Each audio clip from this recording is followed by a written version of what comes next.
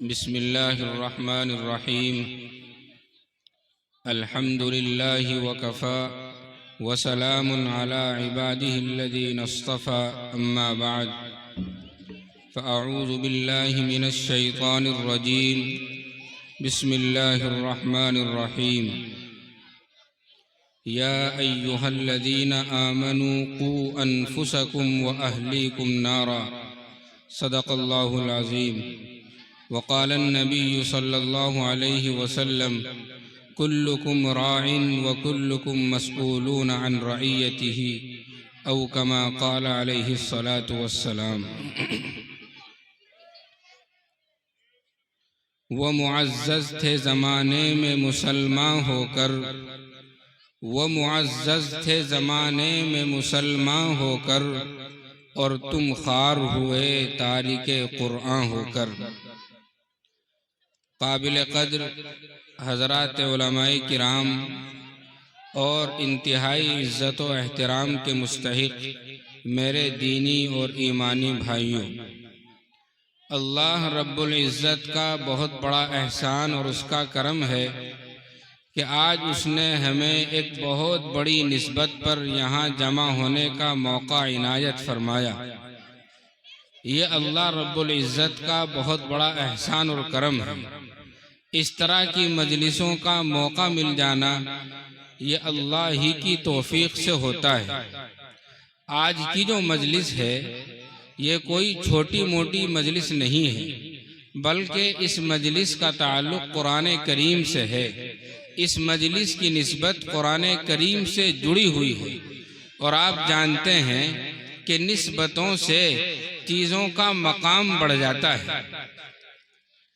مثلا آپ اگر آج کوئی نفل نماز پڑھیں گے تو آپ کو ثواب صرف نفل نماز پڑھنے کا ملے گا، لیکن چند دن کے بعد رمضان المبارک کے مہینے میں اگر آپ نفل نماز پڑھیں گے تو آپ کو ثواب فرض کے برابر ملے گا. اور اگر آپ آج فرض ادا کریں گے تو رمضان المبارک میں وہ ایک فرض 70 فرضوں کے برابر ہو جائے گا ثواب کے اندر. یہ ثواب کیوں بڑھ رہا ہے؟ صرف نسبت کی وجہ سے بڑھ رہا ہے.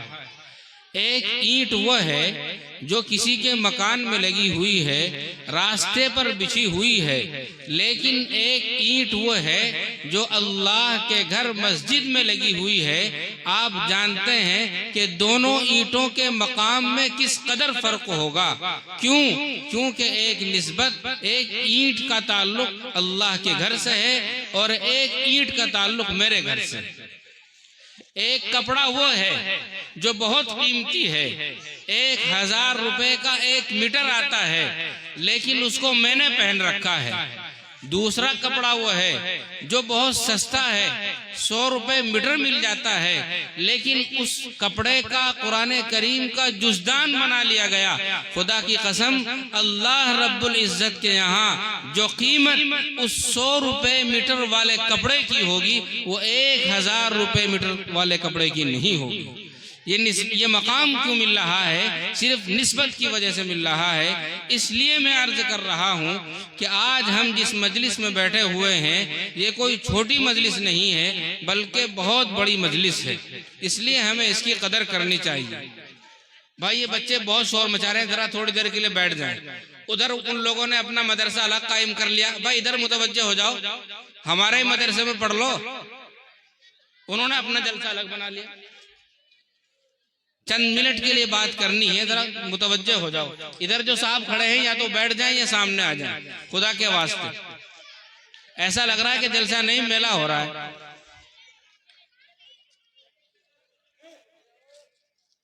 خیر، میرے عزیز دوستو، آج ہم میں سے ہر ماں باپ کو یہ تو فکر ہے کہ میرے مرنے کے بعد میرے بچوں کا کیا ہوگا، لیکن کسی کو یہ فکر نہیں ہے کہ بچوں کے مرنے کے بعد بچوں کا کیا ہوگا. ہر ماں باپ کو یہ ٹینشن اور فکر ہے کہ میرے بچے کی جاب کا، اس کی شاپ کا، اس کی تجارت کا، اس کی دکان کا، اس کی کھیتی کا، اس کے کاروبار کا کیا ہوگا، لیکن کسی ماں کو اور کسی باپ کو یہ فکر نہیں ہے کہ بچہ جب مرے گا تو قبر کے اندر جب اس سے سوال و جواب ہوں گے، کیا وہ سوال و جواب دے پائے گا؟ قیامت کے دن اللہ رب العزت کے سامنے کھڑا ہوگا، کیا اس کے اندر کھڑے ہونے کی ہمت ہوگی؟ میدان محشر کی سختی کو وہ برداشت کر پائے گا؟ یہ فکر آج والدین کو نہیں رہی، حالانکہ زیادہ فکر اسی بات کے کرنے کی ہے۔ عزیزان گرامی، ایک وقت تھا کہ والدین کو اپنے بچوں کی فکر ہوتی تھی، اس فکر کے نتیجے میں بڑے بڑے علامہ پیدا ہوتے تھے، بڑے بڑے ولی پیدا ہوتے تھے، دیندار پیدا ہوتے تھے، داعیان دین پیدا ہوتے تھے، لیکن آج اس طرح کے لوگ پیدا نہیں ہو رہے ہیں۔ یہ صرف کمی اور کوتاہی والدین کی۔ میں اس کے متعلق ایک واقعہ سنا کر اپنی بات ختم کر دوں گا، جیسا کہ مجھے حکم ملا ہے۔ بایزید بسطامی رحمۃ اللہ علیہ اپنے وقت کے بہت بڑے بزرگ گزرے ہیں، اتنے بڑے بزرگ گزرے ہیں کہ تصوف و سلوک کا کوئی سلسلہ ان سے وابستہ ہوئے بغیر اور ان کی نسبت کے بغیر جناب محمد الرسول اللہ صلی اللہ علیہ وسلم تک نہیں پہنچ سکتا۔ جب یہ چھوٹے تھے، میری مائیں بہنیں غور سے سنیں، جب یہ چھوٹے تھے تو ان کے والد کا انتقال ہو گیا، یہ یتیم ہو گئے۔ والدہ ان کی دیندار تھی، ان کو فکر ہوئی کہ اس بچے کے والد کا انتقال ہو گیا، اب اس کی تربیت کیسے ہوگی، یہ بچہ اللہ والا کیسے بنے گا، یہ بچہ عالم دین کیسے بنے گا؟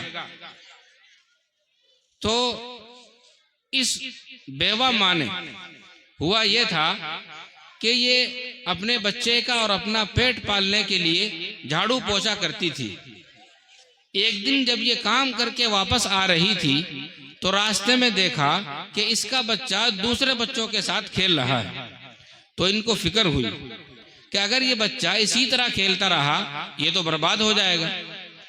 مشورہ کیا کہ اس کی تعلیم کا انتظام کیسے کرنا چاہیے کہ یہ اللہ کا ولی بن جائے، عالم ربانی بن جائے۔ اس وقت کے لوگوں نے مشورہ دیا کہ یہاں مسجد میں حضرت قاضی یوسف صاحب بچوں کو پڑھاتے ہیں، اور اب تک کا تجربہ یہ ہے کہ جتنے بچے ان کے پاس پڑھے ہیں سب الحمدللہ کامیاب ہو گئے۔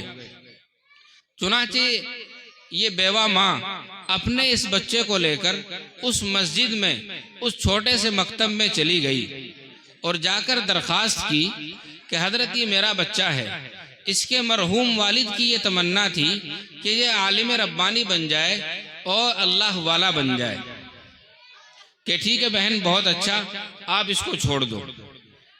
چلتے چلتے اس ماں نے ایک بڑی عجیب و غریب بات کہی کہ حضرت دیکھو یہ بچہ یتیم ہے، اس کے باپ نہیں ہے، اس کا سہارا صرف میں ہوں، ضرور ایسا وقت آئے گا کہ اس کو میری یاد آئے گی، آپ ایسا کرنا جب یہ چھٹی مانگے اور گھر آنے کے لیے کہے تو خدا کے واسطے آپ اس کو چھٹی مت دینا۔ یہ کون کہہ رہی ہے؟ ماں کہہ رہی ہے۔ اور آج والدین ذرا سا کوئی پروگرام ہو مدرسے میں آ جاتے ہیں کہ بچے کو چھٹی دے دو۔ یہ بیوہ ماں استاذ سے درخواست کر رہی ہے کہ حضرت اس کو میری یاد ستائے گی لیکن آپ اس کو چھٹی مت دینا۔ اب بچہ تو بچہ ہوتا ہے، چند دن گزرے، مہینے گزرے، 2 مہینے گزرے، یہ بچہ آیا کہ حضرت امی کی بہت یاد آ رہی ہے، ابا تو ہے ہی نہیں۔ اب اگر چھٹی دیں استاذ تو ماں سے کیا ہوا وعدہ ٹوٹ جاتا ہے، اور اگر چھٹی نہ دیں تو اس معصوم بچے کا دل ٹوٹتا ہے۔ اب کریں تو کیا کریں؟ استاذ پریشان۔ اللہ نے ان کے دل میں یہ ترکیب ڈالی کہ بچے کو اتنا سبق دے دیا جائے کہ اس کے یاد نہ ہو سکے، اور یہ کہا جائے کہ یہ سبق سنا دو پھر تم کو چھٹی مل جائے گی۔ چنانچہ استاذ محترم نے قرآن کریم کے بہت سارے ورق ان کو سبق دے دیا اور کہا کہ بیٹا یہ سبق یاد کر کے لے آؤ، تم کو چھٹی مل جائے گی۔ اب جب بچے نے سبق دیکھا سمجھ گیا کہ اتنا سبق آج یاد ہونا ممکن نہیں، آج کا یہ تو کئی دن تک یاد نہیں ہو سکتا۔ یہ بچہ بھی جن کو اللہ بڑا بنانا چاہتے ہیں اس کے اثرات بچپن ہی سے ظاہر ہونے لگتے ہیں۔ اس بچے نے قرآن کریم سائیڈ میں رکھ دیا اور مصلی بچھایا اور اللہ کے سامنے بیٹھ گیا اور دعا کی، اے رب ذوالجلال، ساری زندگی میں اپنی ماں سے یہ سنتا آیا ہوں کہ اللہ سب کچھ کرنے پر قادر ہیں، اور روزانہ استاد محترم بھی یہی سکھاتے ہیں کہ اللہ سب کچھ کر سکتا ہے۔ اے اللہ، میں آج آپ کے دربار میں دعا کرتا ہوں کہ مجھے یہ سبق یاد کرا دیجئے اور اپنی قدرت کا کرشمہ دکھا دیجئے۔ یہ دعا کرنے کے بعد وہ بچہ قرآن کریم کھولتا ہے اور سبق یاد کرنا شروع کرتا ہے۔ تھوڑا سا وقت گزرتا ہے، وہ سبق جو کئی دنوں میں یاد نہ ہوتا وہ چند لمحوں میں یاد ہو گیا، اور یہ بچہ قرآن کریم اٹھاتا ہے، استاد محترم کی خدمت میں جاتا ہے، درخواست کرتا ہے کہ حضرت سبق سن لیجئے۔ استاذ کو تو یقین تھا کہ سبق کہاں یاد ہوا ہوگا، اتنا سبق تو کئی دنوں میں یاد نہیں ہوتا، یہ تو تھوڑی دیر کے بعد آ گیا، لیکن اس کے ساتھ تو مدد خداوندی تھی۔ اس بچے نے جب سبق سنانا شروع کیا تو بغیر اٹک کے سارا سبق سنا دیا۔ اب استاذ مجبور ہو گئے کہ بچے نے جو وعدہ کیا تھا وہ پورا کر دیا، اب تو چھٹی دینی پڑے گی۔ چنانچہ استاذ محترم نے اس بچے سے کہا کہ جاؤ بیٹا، چلے جاؤ۔ اب یہ چھوٹا بچہ تھا، مسجد سے نکلا، مدرسے سے نکلا، اپنے مکتب سے نکلا اور گلیوں میں ہنستا ہوا، کھیلتا ہوا، گیت گاتا ہوا گھر پہنچا، اور گھر پہنچ کر دروازہ کھٹکھٹایا، دروازہ بند تھا۔ جب دروازہ کھٹکھٹایا، ماں، غور سے سنے میری ماں کا کلیجہ اللہ نے کیسا بنایا ہے۔ ماں سمجھ گئی کہ ہو نہ ہو بایزید ہوگا، نہیں بولی۔ دوبارہ دروازہ کھٹکھٹایا، نہیں بولی۔ تیسری مرتبہ دروازہ کھٹکھٹایا، نہیں بولی۔ یہ بچہ جوش میں آیا کہ امی کیا ہوا، دروازہ کیوں نہیں کھول رہی ہو؟ کہ کون ہو؟ کہا کہ تمہارا بایزید ہوں۔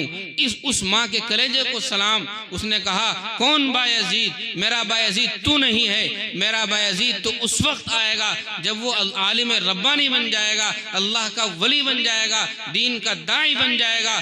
جاؤ، لوٹ جاؤ، تم میرے بایزید نہیں ہو، دروازہ نہیں کھلے گا۔ کس کے جملے ہیں؟ ماں کے جملے ہیں۔ کتنی تڑپ ہوگی بچے کا دیدار کرنے کے لیے، بچے کے معصوم چہروں کو دیکھنے کے لیے، جس کے سر سے باپ کا سایہ اٹھ چکا تھا، لیکن دروازہ نہیں کھولا، کیونکہ اس ماں کے دماغ میں ایک منصوبہ تھا، ایک پلان تھا، اس بچے کو کچھ بنانے کی فکر تھی۔ دروازہ نہیں کھولا۔ کیا گزری ہوگی اس معصوم بچے پر؟ دل کے ہزار ٹکڑے ہو گئے، دل ٹوٹ گیا۔ دروازے کی دہلیز سے کھڑا ہو کر روتا رہا، آخر کب تک کھڑا ہوتا؟ واپس مدرسے چل دیا۔ جب مدرسے پہنچا تو استاد محترم نے اس کی آنکھوں سے آنسو ٹپکتے ہوئے دیکھے، پریشان ہو گئے کہ بیٹا کیا ہوا؟ کہ حضرت ایسا ہوا۔ مختصر بتا رہا ہوں کہ بیٹا یہ بتاؤ کہ تم اپنی ماں سے ناراض تو نہیں ہو؟ کہ نہیں حضرت، میں ناراض نہیں ہوں، میں ماں کی منشا سمجھ گیا ہوں، اور حضرت اب میں بھی آپ سے درخواست کرتا ہوں کہ میں کتنی ہی چھٹی مانگوں، آپ مجھے چھٹی ہرگز مت دینا۔ چنانچہ یہ بچہ 14 سال تک اسی مدرسے میں پڑھتا رہا، 14 سال تک۔ جب 14 سال اس بچے کو اسی مدرسے میں پڑھتے پڑھتے گزر گئے، ایک دن اس رات استاد محترم تہجد پڑھنے کے بعد لیٹے، خواب میں جناب محمد الرسول اللہ صلی اللہ علیہ وسلم کی زیارت ہوئی، اور یہ پروانہ سنایا گیا کہ اس اللہ کے ولی کو، اس نوجوان کو ولایت کا درجہ دے دیا گیا ہے، یہ اللہ کے نزدیک ولی بن چکا ہے، اب اس کو چھٹی دے دیجیے۔ چنانچہ یہ بچہ 14 سال، جس نے باپ کا سایہ تو بچپن میں اٹھ گیا تھا، 14 سال اپنی ماں کی شکل نہیں دیکھی اور مدرسے سے باہر نہیں نکلا، اب عالم ربانی بن کر اللہ کی طرف سے ولایت کا پیغام لے کر، اور میری اور آپ کی زبان سے نہیں بلکہ سرور کائنات جناب محمد الرسول اللہ صلی اللہ علیہ وسلم کی زبان مبارک سے ولایت کا پروانہ لے کر گھر لوٹتا ہے۔ آج بھی پہلے کی طرح دروازہ بند تھا، دروازہ کھٹکھٹایا، ماں سمجھ گئی کہ میرے دروازے پر تو آنے والا اگر کوئی ہے تو میرا بیٹا ہی ہے، نہ میرا شوہر ہے، نہ میری کوئی اور اولاد ہے، میرا بایزید ہی ہوگا۔ پہلی ہی آواز میں، پہلی ہی کھٹکھٹاہٹ میں دروازہ کھولا، دیکھا کہ وہ چمکتا ہوا چہرہ سر پر پکڑی اور ایک خوبصورت نوجوان اللہ کی طرف سے ولایت کا پروانہ لے کر گھر میں داخل ہو رہا ہے۔ خوشی سے جھوم اٹھی، بچے کو سینے سے لگایا اور کہا کہ بیٹا بیٹھو، میں تمہیں دودھ پلاتی ہوں، لیکن ذرا رک جاؤ، اس سے پہلے کہ میں تمہیں دودھ پلاؤں میں اللہ کے سامنے سجدہ کر لوں، اللہ کا شکریہ ادا کر دوں کہ اس نے تمہارے مرحوم والد کی تمنا پوری کر دی۔ چنانچہ ماں اپنا پھٹا پرانا بوریا بچھاتی ہے اور اللہ سے کہتی ہے، اے رب ذوالجلال، میں آپ سے زندگی کی دعا اسی لیے کرتی تھی کہ میں اپنے بیٹے کو کچھ بنتا ہوا دیکھ لوں، عالم بنتا ہوا دیکھ لوں، داعی بنتا ہوا دیکھ لوں، عالم ربانی اس کی شکل میں اس کو دیکھ لوں۔ آپ نے میری تمنا پوری کر دی، اب آپ جب چاہیں ایمان پر میرا خاتمہ کر لیں، مجھے اب جینے کی تمنا نہیں۔ میرے پیاروں اور میری پیاری ماں اور بہنوں، یہ ہوتی ہیں مائیں، تب جا کر بایزید بسطامی پیدا ہوتے ہیں، تب جا کر حجت الاسلام مولانا قاسم نانوتوی پیدا ہوتے ہیں، تب جا کر صلاح الدین ایوبی پیدا ہوتے ہیں۔ اس لیے میں آپ سے ہاتھ جوڑ کر درخواست کرتا ہوں کہ جس زمانے میں ہم جی رہے ہیں، اس زمانے میں سب سے زیادہ اگر کسی چیز کی ضرورت ہے تو اپنے بچوں کے ایمان کی فکر کی ضرورت ہے۔ آج دشمن ہمارے مکان کے بھوکے نہیں ہیں، ہمارے مال کے بھوکے نہیں ہیں، ہمارے عزت کے بھوکے نہیں ہیں، بلکہ ان کو ہمارا ایمان چھیننا ہے، اس کی وہ بے پناہ کوشش کر رہے ہیں اور ہم غفلت کی بہت موٹی چادر اوڑھ کر سو رہے ہیں۔ خدارا اس غفلت کو دور کرو، بیدار ہو جاؤ، قرآن سے جڑ جاؤ، جناب محمد رسول اللہ صلی اللہ علیہ وسلم کے طریقے سے جڑ جاؤ، تب تو انشاءاللہ کامیابی ہماری قدم چومیں گی۔ گناہوں پر بھی آج شرمندہ نہیں ہو تم، گناہوں پر بھی آج شرمندہ نہیں ہو تم، فقط کہنے کو زندہ ہو مگر زندہ نہیں ہو تم۔ وما توفیقی الا باللہ۔